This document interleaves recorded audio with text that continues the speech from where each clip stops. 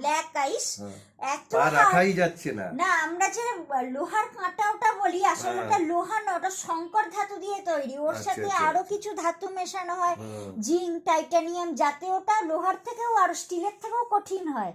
হ্যাঁ, তো সেই দিয়ে তৈরি ক্র্যাম্পনে ছুঁচলো কাটা গেঁথানো যাচ্ছে না, মানে গ্রীষ্মকালেও অনেক কঠিন থাকে, তার থেকেও এটা মানে আরো কয়েক গুণ কঠিন। তোমরা গিয়ে দেখলে ঝড়ে সব উড়ে গেছে সব। আমি যখন দ্বিতীয়বার গেলাম দেখলাম যে ক্যাম্প 3 থেকে আমাদের তাঁবু লোড ফেরি তো করে আমরা উপরে রেখে আসি, গিয়ে দেখি তাঁবু, অক্সিজেন সিলিন্ডার, ইকুইপমেন্ট, বা আমরা যে বরফ গলিয়ে জল করে খাবো, গ্যাস রেখে আসি, সমস্ত ইকুইপমেন্ট নিয়ে উড়ে চলে গেছে। আর কতটা ছিল বাকি? আর তো মোটামুটি 1000 থেকে 1500 ফুট ওরকম বাকি ছিল ওখান থেকে। ঠিক আছে, সে হ্যাঁ, এই ডিসিশন খুব ভালো হয়েছে।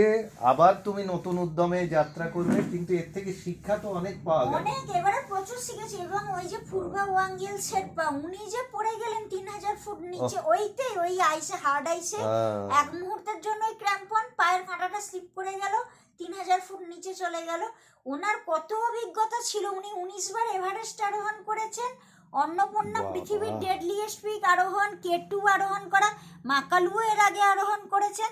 পৃথিবীর আরো যে উচ্চতম শৃঙ্গগুলো আছে সমস্ত ওনার আরোহণ করা। সানু স্যার তো বললে যে সানু স্যার তো পৃথিবীর সেরা পর্বতারোহী, এবং এত টেকনিক্যাল, এত দক্ষ, মানে ওনাদের থেকে এবার প্রচুর শিখেছি। এবং বেস ক্যাম্প পৌঁছানোই তো এবারে কঠিন ছিল। শৃঙ্গ দুবার করে 14টা 8000 মিটারের ওপরের শৃঙ্গ, মানে 26,000 ফুটের ওপরের শৃঙ্গ দুবার করে ওনার আরোহণ আছে, যেটা সারা পৃথিবীতে কারণ নেই।